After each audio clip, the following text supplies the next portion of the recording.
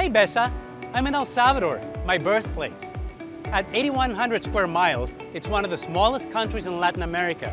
It's about 1/10 the size of Washington State. It's right in the Pacific Ocean. It has beautiful beaches like this one, volcanoes, natural lakes, and more. Take a look. El Salvador is sometimes called the land of volcanoes. That's because there are 20 volcanoes in the country, many of them still active. But it's so much more than that. This tiny country has about 200 miles of beaches, some of them world-class surfing areas that attract surfers from abroad.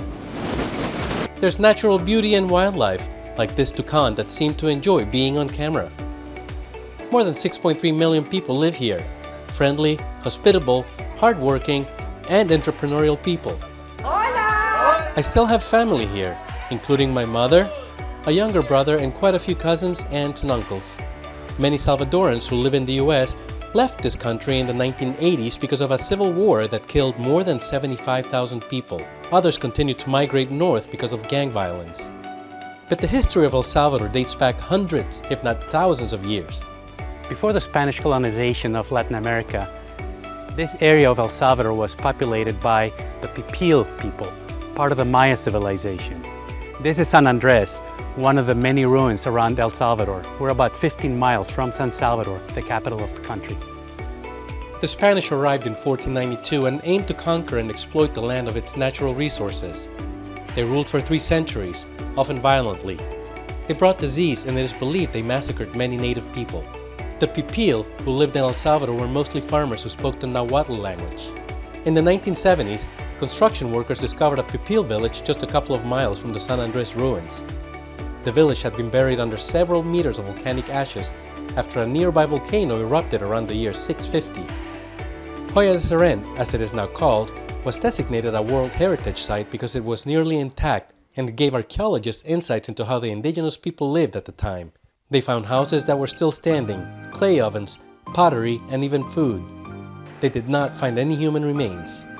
Scientists believe common people lived at Hoya de Seren, while the elite lived and ruled from the nearby San Andres pyramids. The volcanoes that destroyed the village are responsible for the many lakes in El Salvador. This is Lake Coatepeque. It's one of the many lakes around El Salvador that were formed by volcanic eruptions through the years.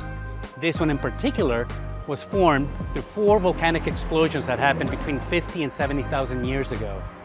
There are hot springs all around the lake, all heated by magma that still flows under the lake to this day. The volcanoes here are part of the Ring of Fire, a string of volcanoes that stretch from Chile in South America through Central America and Mexico up to the Pacific Northwest. Mount Rainier is part of this ring, to Alaska and all the way into Asia. One of the more visually impressive volcanoes is Izalco. We are here in front of one of the youngest volcano in El Salvador. It was burning at 70 and it's spent almost 200 doing eruption every single day. That's why the nickname of this volcano is the Lighthouse of Pacific.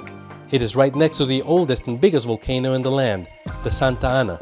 Several of the volcanoes in El Salvador are still active, but you can hike many of them all the way to the craters. We have the volcano of Santa Ana, which is considered the highest volcano of this wonderful country. It's a nice experience. If you want to do it, this is the volcano for you. It's a very friendly hike, and when you get the crater, you have a big surprise. You can see a green lagoon on the crater. The food here is not spicy hot. In many cases, it is based on corn, like the main dish you can find at just about every corner. This is a pupusa. It's basically the national dish of El Salvador. It's a corn tortilla filled with cheese, beans, or pork, or all 3. It's really delicious stuff. You should try it. Just about everyone in El Salvador loves pupusas. They look easy to make, but it takes years to master the art. Going out for pupusas is a family affair for many. People at this restaurant in Old Town San Salvador pack this restaurant that is considered one of the best. They make hundreds of pupusas every hour. The people in El Salvador are very friendly, happily greeting strangers and sometimes trying to tell you about themselves and selling you on the art they've created. It is a beautiful country that has had trouble in the past, but people here continue to thrive and to improve their lives. El Salvador is one of 6 countries in Central America. They include Guatemala, Honduras, Nicaragua, Costa Rica, and Panama. All very similar. We all speak Spanish, for example, but each has its own rich history and culture.